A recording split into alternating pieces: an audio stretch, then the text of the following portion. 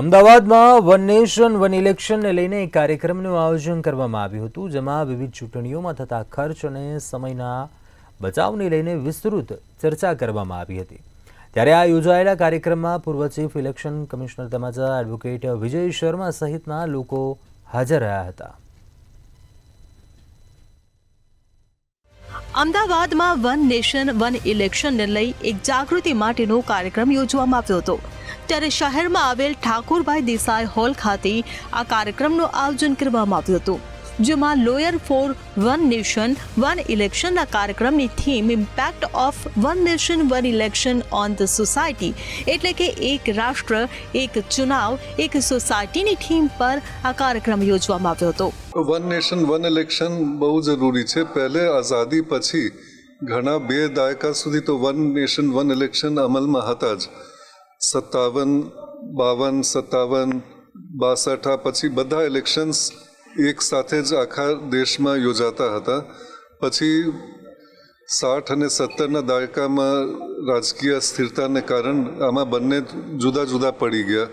હવે જે વાત છે તે એને સંસ્થાકીય અને સંવિધાનિક સ્વરૂપ આપવાની પ્રસ્તાવ છે અને આમાં ઘણા બધા જે લો કમિશન્સ હતા, આ લોકોએ પાર્લામેન્ટરી કમિટીઝ હતી, આ લોકોએ વર્ષો ઘણા વખતે એનું ભલામણ કરી જ છે। હવે આ બધા ભલામણોને ભેગા કરીને એનું અમલીકરણ કરવાની વાત આગળ ચાલે છે અને એનાથી ઘણા બધા પ્રભાવ થાય છે। વારંવાર ચૂંટણી કરવાથી આપણે જે સરકારી તંત્ર છે એનો ઉપયોગ ચૂંટણી માટે મતદાર યાદી બનાવવા માટે ઉપયોગ થયા જ કરે છે।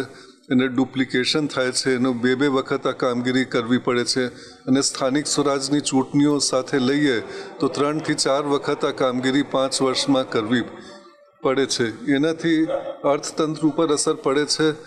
જે પગાર અને જે એમનું જે મુખ્ય ઉદ્દેશ્ય જે વહીવટી તંત્રના છે, સમાજના વિકાસલક્ષી કાર્યક્રમો માટે, જીવન ઉપયોગી આરોગ્ય માટે કાર્યક્રમો માટે, એને કરતાં આ ઉપર કામગીરી કરવાથી સમાજ ઉપર પણ એનું બહુ વિપરીત અસર પડે છે।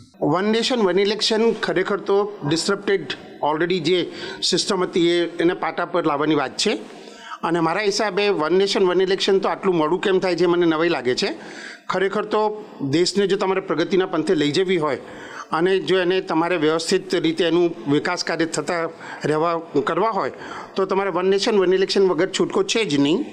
જે કાંઈ જરૂર છે એ ફક્ત પોલિટિકલ વિલની છે અને બધા એક સંમત થઈને પોતાના રાષ્ટ્રના હિતની જો વિચાર કરે તો આમાં કોઈ પ્રોબ્લેમ થાય એવો નથી। જો કોઈ પણ દેશનો વિષય હોય તેમાં વકીલો અગ્રેસર હોય છે અને વકીલો જ આ દેશની તમામ સમસ્યાઓ માટે લડતા, સમાધાન માટે દેશને સુપેરે સંચાલન થાય એની જવાબદારી નિભાવતા હોય છે। એ તબક્કે જ્યારે દેશની અંદર માનનીય Narendrabhai one nation one election લાવવા માટેના પ્રયત્નો કરી રહ્યા છે, બિલ જોઈન્ટ પાર્લામેન્ટરી કમિટી પાસે છે, ત્યારે એ તબક્કે આ વિષયને સમજાવવા માટે જસ્ટિસ ત્રિપાઠી સાહેબ તેમજ ફોર્મર ઇલેક્શન કમિશનર સંજય પ્રસાદ સાહેબે આજે અહીં ઉપસ્થિત હતા અને એમણે વકીલોને આ વિશે છણાવટપૂર્વક વાત કરી છે।